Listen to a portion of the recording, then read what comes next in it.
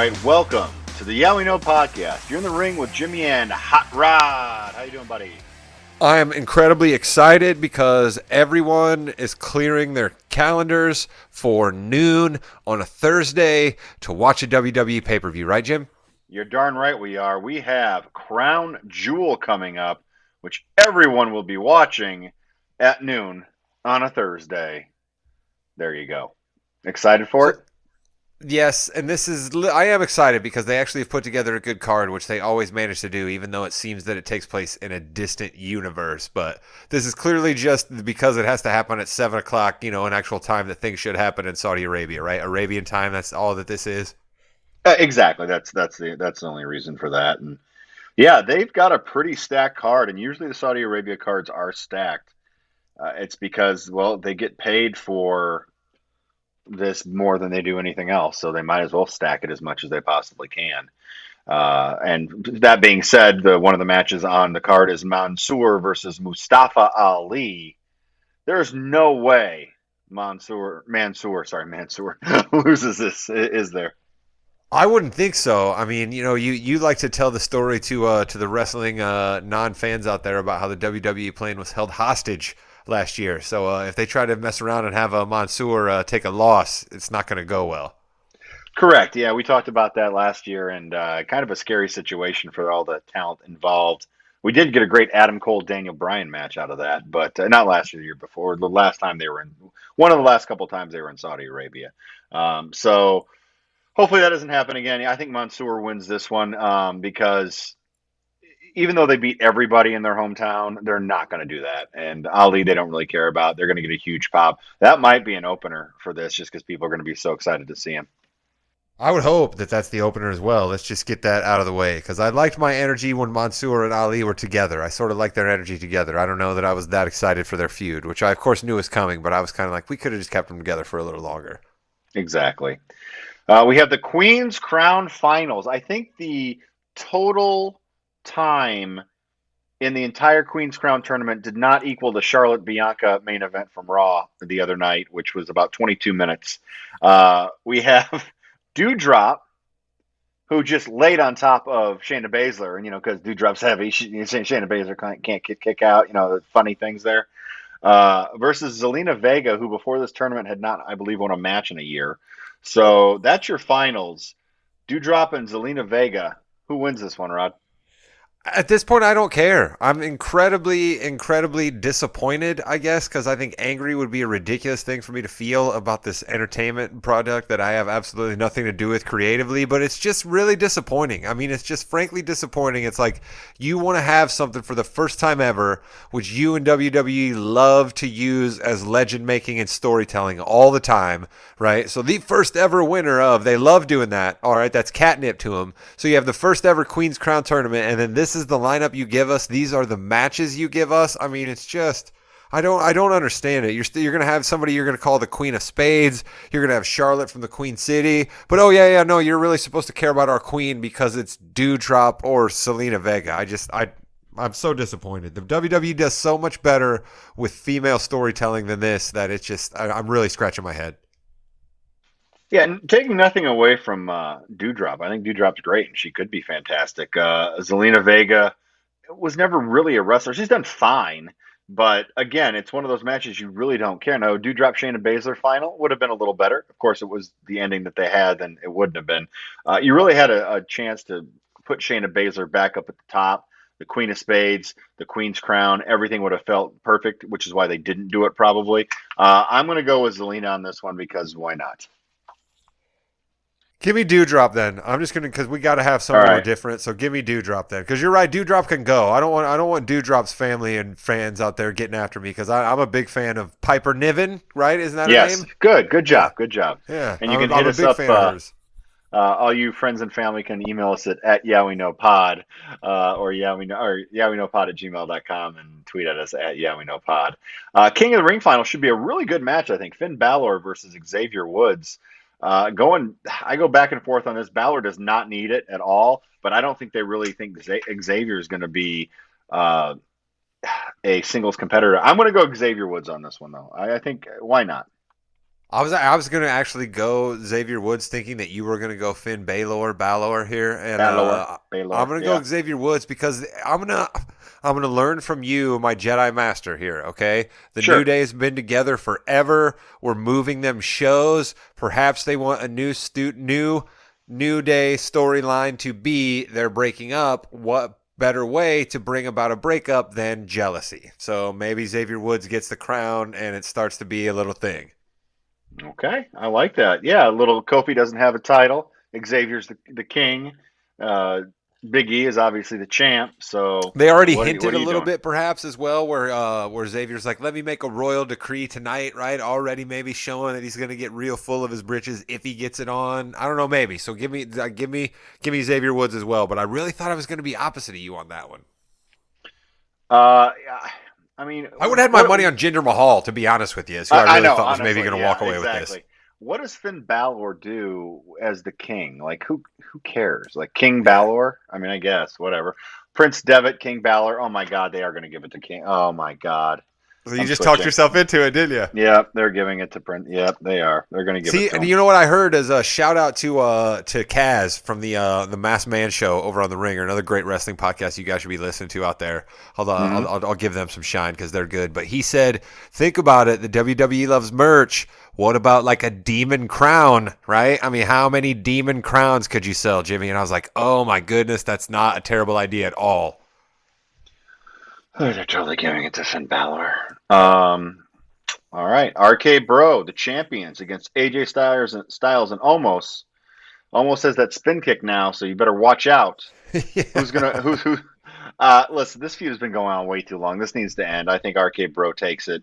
They should not take the titles off them yet. It should be a while before they split them up, which means they're probably going to split them up. But I'm going to take RK Bro here. Yeah, I got to stick with you again here and go RK Bro. I promise we're going to probably disagree on a few other matches, but I got to stick with you for RK Bro here. But I'm going to go on this angle. We need RK Bro as a pillar of Monday Night Raw, right? We're about to have the big switch over. We need babyface Randy and the most over stoner the world has ever seen, Riddle, as pillars of Monday Night Raw that people are tuning in for and they know they can get guaranteed pops from. So definitely they're not losing the belt in Saudi Arabia. So that means they're losing the belt in Saudi Arabia. See, All darn righty. it, Jim. When you make me explain things, then we realize that we're wrong. Why don't we just make these picks and move on? All right. And the match that you're looking forward to the most, I have a feeling, we have Seth Rollins versus Edge in Hell in a Cell. Oh, looking forward to the most is probably a huge understatement. You know what I mean? I'm so excited to see what kind of business Seth and Edge have cooked up for us in this Hell in a Cell match because there's so many great Hell in a Cell moments throughout WWE lore. This is the third match. I really feel like these guys are probably going to try to go for something. I really do. And so I'm excited to see it. And as far as who is going to win, I'll go first this time, I guess, right? You're going to let me go first this time since you picked first the last couple? Exactly. All right. I'm going to go with give me Edge. Give me the Hall of Famer. Give me the Hall of Famer over Seth Rollins because frankly, you can take Seth Rollins in a lot of other even more heelish ways if he loses this match and goes even more nutty. So give me Edge. I think the home invasion guy needs to lose. I think that's my philosophy on the matter. I think Rollins needs to lose. I think Edge needs to win this one for his family, for safety. The home I definitely think invasion guy Edge. loses. That's just a good Yeah, wrestling rule moving forward, Jim. We should adopt that on the podcast. the home invasion guy loses. What could be worse than home invasion? Killing someone in a ring. How about that? Bobby Lashley Transitions, and look at you. Goldberg. I know that's called that. Hey, we're doing the best we can here. Bobby Lashley and Goldberg, dude. Goldberg again is quadrupling down on no. I'm literally going to kill you. So I want Bobby Lashley to win this because I don't want him to die in the middle of the ring. But Goldberg, is he actually going to kill him, Rod? I mean, is this going to write Bobby Lashley off? Well, see, I've really, to be honest with you, been going back and forth in my head so much about this one because there's so many questions really that like as somebody that's starting to claim I know a little bit about wrestling and knowing more and more each and every day, right? Like, is Goldberg really just going to be a guy who takes a big check to just come and get worked and get guys over? I mean, is that something that Goldberg's willing to do to the character that he was? Because he certainly wasn't ever willing to do that for anybody when he was actually in the prime of his career. So, and he's lost so many times recently that like I almost want to go Goldberg, but then you're right, he can't kill Bobby Lashley. So, I suppose I got to go Lashley by default. I mean, who knows, right? All right, Rod, you're going to go Lashley. Thank goodness, because I'm going Goldberg. I think Lashley dies. Wow. All right, so they're Yeah. going to do some sort of a die shoot, huh? Well, it's no DQ, so you can kill him. Bobby the Brain Heenan once said. So you mean you can, or Jesse the Body Ventura, I think once said. So you can take a shotgun to somebody outside the ring and it's fine. Yeah, it's fine. It's outside the ring. Um, so yeah, I think Goldberg wins because again, child beating. I think is that what Lashley did to his son? I don't No, think that he that didn't. person. Listen, let me go MVP on this, all right? Bobby Lashley did what any other person would do if they felt they were being attacked from behind. Bobby Lashley, the Almighty, just did what he felt was necessary to protect himself in the ring. Okay, so Lashley's the victim. That's what MVP would have us believe. Did you like my MVP impersonation I, there, Jim, by I, I the way? did. I did. That was not bad. That was not bad at all. All right. Um, let's move on because hopefully Goldberg kills him. He's dead. We have Big E against Drew McIntyre. Big E's the champ. Drew McIntyre's the challenger. It's crown jewel. Who's going to get this one? I mean, listen, McIntyre is going to move off of Raw and go to SmackDown. What if McIntyre wins the title here? What's going to happen, Rod? See, this is why, like, you've trained me as well to know that anything could happen here because I've had that same thought in myself too. I'm like, well, they're not going to let the belts go to the different shows, but clearly, I mean, Vince is just making up these rules anyway. So, I mean, anything's up in the air. What I truly wonder is how long of a run do they want Big E to have a belt to be the top liner of a card? Are they really trying to set up for this is our guy, or is this something that we're just doing for a little while and we're going to go back to the tried and true? Because Drew McIntyre grows on me more and more. When I first turned on back to wrestling, I was kind of like, I don't know about this guy. Then he started becoming a bit more of a smartass, and I sort of was enjoying that. Then he was wearing thin on me a little bit when he literally was going to kill Jinder Mahal and all of his cronies. But now I'm starting to really like the character that Drew McIntyre is settling into. So I really have honestly no idea here. I really have no idea here. Can I plead the fifth? Are we allowed to do that on picks? No, you are not allowed to do that on picks on the Yeah We Know podcast. You're in the ring with Jimmy and Hot Rod at Yeah We Know Pod, Yeah We Know Pod at gmail.com. I will tell you this: if Big E loses this match, it's going to be a travesty. Big E needs a really solid, 12-minute match here with Drew McIntyre. Two great workers, two faces right now. I think Big E wins and Drew goes to SmackDown to rebuild himself and eventually fight Reigns. All right. All right, you've talked me into it. I'll go Big E here as well, but I was trying to just figure out what I mean because we also have the women's belt is certainly a bit up in the air as to what could happen with it as well. So Women's belt is all over the place right now, which transitioning into the SmackDown Women's Championship, Becky Lynch versus Bianca Belair versus Sasha Banks. Now, Rod, I know you haven't watched Raw yet or all of Raw, should I say, from this week, but Bianca and Charlotte had a heck of a match, a battle. And it was about 22 minutes long, and they ran long. They ran actually about a minute or two over the top of the hour, and it ended in a stupid chair disqualification, whatever, from Charlotte. Bianca holds the chair at the very end, but really ridiculous ending there. So Charlotte retains. Becky's your champ for SmackDown. Bianca and Sasha are there as well. Don't know if this might turn into a four-way with everything that's happened. Sasha wait a and Becky minute. I believe go somebody ahead. on this podcast maybe said something about why are we just not having a four-way match and we just put all the belts on the line. I believe somebody on this podcast said that, Jimmy. Was that Hot Rod, perhaps? No, I said that actually last week, but thank you though. No, yeah, they might bring her in again. What are they going to be wrestling in? I think is a big indicator of how this match might go. Depends on if they Ooh, are in. okay. Elaborate.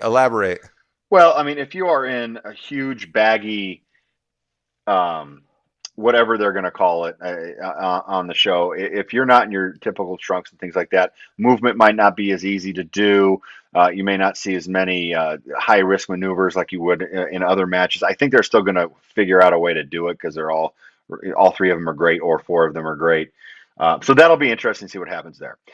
So Becky is going to Raw as the SmackDown champion, right? Charlotte is going to SmackDown and she's the Raw champion. So we kind of need to figure something out here, don't we?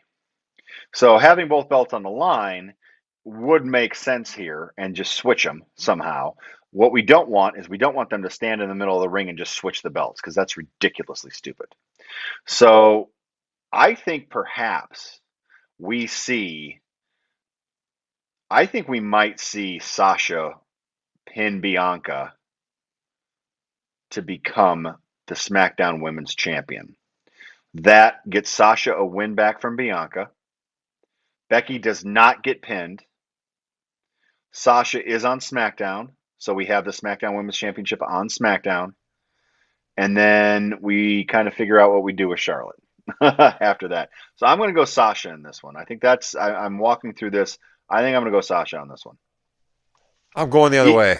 I'm Okay. going another way. I'm going, let's give somebody two belts for a little while, and then we kick the can further down the road to figure out how we're going to bring the other belt back to the other show. How about that?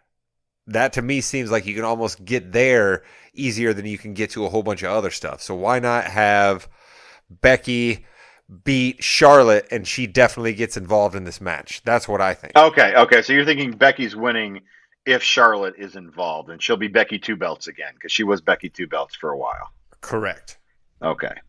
I Okay. just think that they have seemed bound and determined to make sure that all of us out in WWE Universe know that, hey, this is Becky Lynch. Becky Lynch is a big, big, big, big, big deal. Remember, Becky Lynch is a big deal? We're going to tell you about all of the big deal things that Becky Lynch has done before. Becky Lynch is a big, big, big deal. I mean, they have just done that ever since she has come back, have they not, Jim?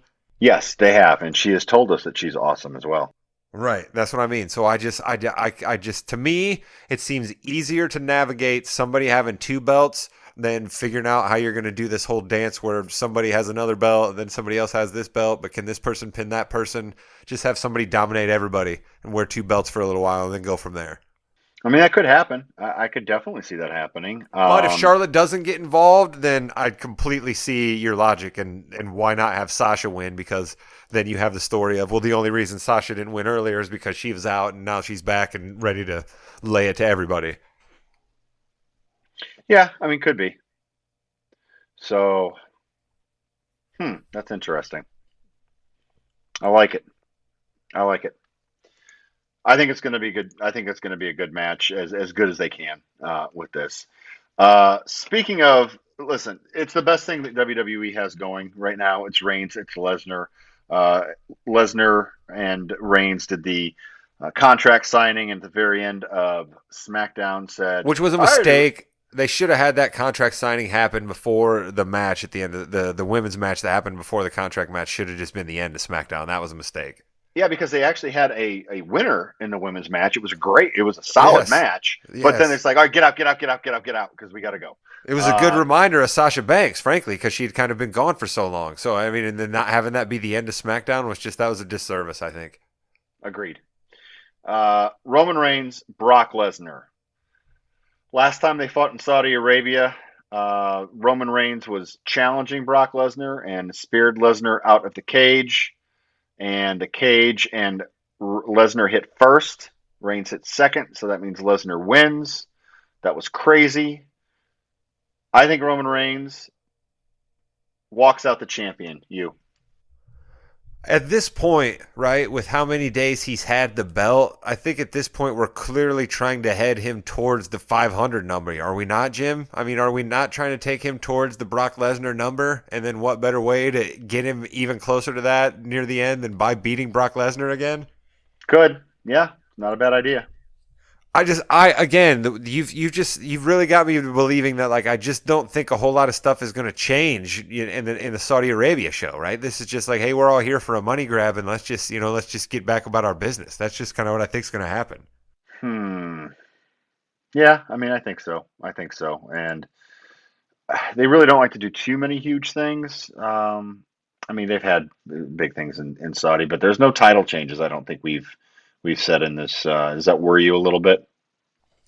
Yeah, but haven't they only changed the title once over there? Wasn't the Fiend the only guy to ever actually win the title in Saudi? I can't remember, but yeah, they. We'll see. We'll see what happens. Again, I just hope no one dies. Absolutely. You I mean, know. and listen, we're both thrown asunder here. We're both thrown asunder, excuse me, Yeah. about what to Yeah. pick on this because this is the kind of expert level stuff people come to this podcast for. For you and I, just keep being like, I don't know, really, we'll see, right? We just have to say that so I many don't know. times here I because don't know. it's tough telling right now, right? I mean, it's tough telling. We're to believe that they're in a war with a rival faction right now, right? And here we are working up towards a pay-per-view, and we don't know what the WWE thinks they do well and what they need to double down on at this moment, and it's just weird. That is Crown Jewel, and yes, they are in a war with AEW. AEW runs Rampage from 10 to 11 on Friday nights. And WWE said, oh, yeah, well, we're going to go a half hour over without a commercial break, and we're going to have Sasha Banks and Becky Lynch fight. So in your face, and we're going to win. And they had more viewers. Now, that 10 to 10:30 time frame, it was a lot closer. The demographics went toward AEW. They're in a war.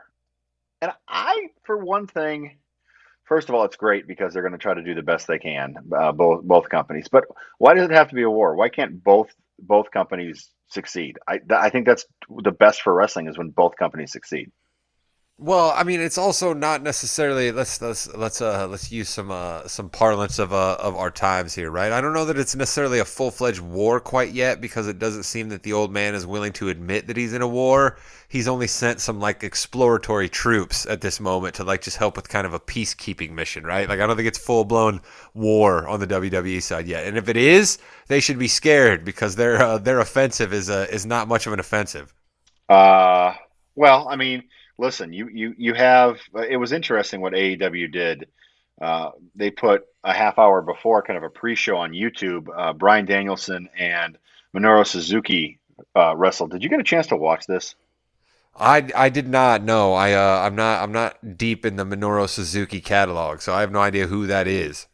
New Japan wrestler, very famous. Hits hard, Rod. This was a battle. This was a fight.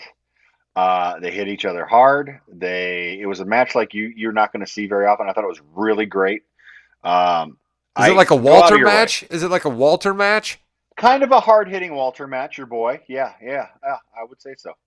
All right, because So I got to you're going to frame see everything some to good WWE. things. The AEW guys are going to love that, by the way. That I just had to frame something else back to the WWE and the NXT even. But again, that's the way Well, it all works for me. Walter is a lot more known for outside of NXT and things like that, although he is great. CM Punk and Matt Sydal wrestled on Rampage, and they had about I think it was a 15-20 minute match. Good. And that's what CM Punk needs. He needs to Yes. get those longer matches in. Sydal's a really good worker. Evan Bourne in WWE back in the day, but he hasn't been Evan Bourne for quite some time. So they had a good match there. Ruby Soho was involved in Rampage as well, I believe. So there was a lot of good stuff on Rampage. And then SmackDown, obviously, with the overrun we talked about, they had the end of the Becky and Sasha Banks match, and then the contract signing that was very quickly done.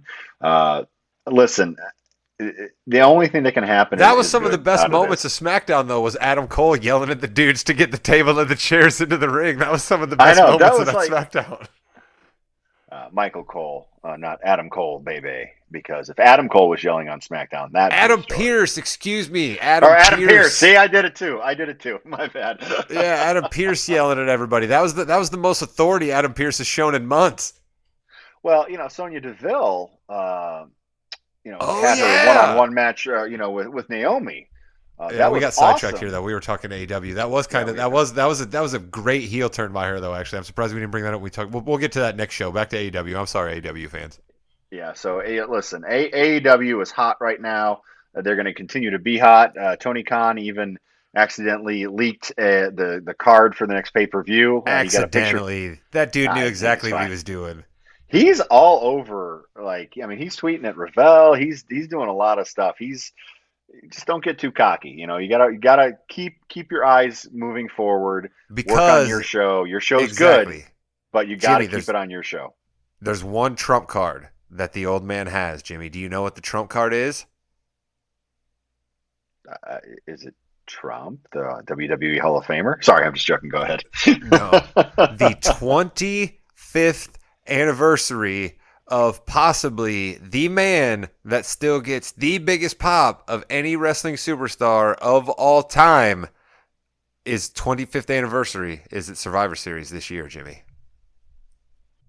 I don't think he's going to be at Survivor Series. I don't think it works with his schedule. I understand he's not going to be at Survivor Series, but I'm just saying that is basically like a Russia and the United States, right? They used to not want to fire upon one another because they each had nuclear weapons, and then other countries would never mess with the United States because we had a nuclear weapon and they did not. I'm just saying, AEW, you guys have brought a lot of people to your roster recently, yes, but you don't have anyone the size of The Rock, and The Rock still looks good enough that if he decides for a month, I'm going to get it together and chop it up one last time, that's the trump card that AEW cannot match.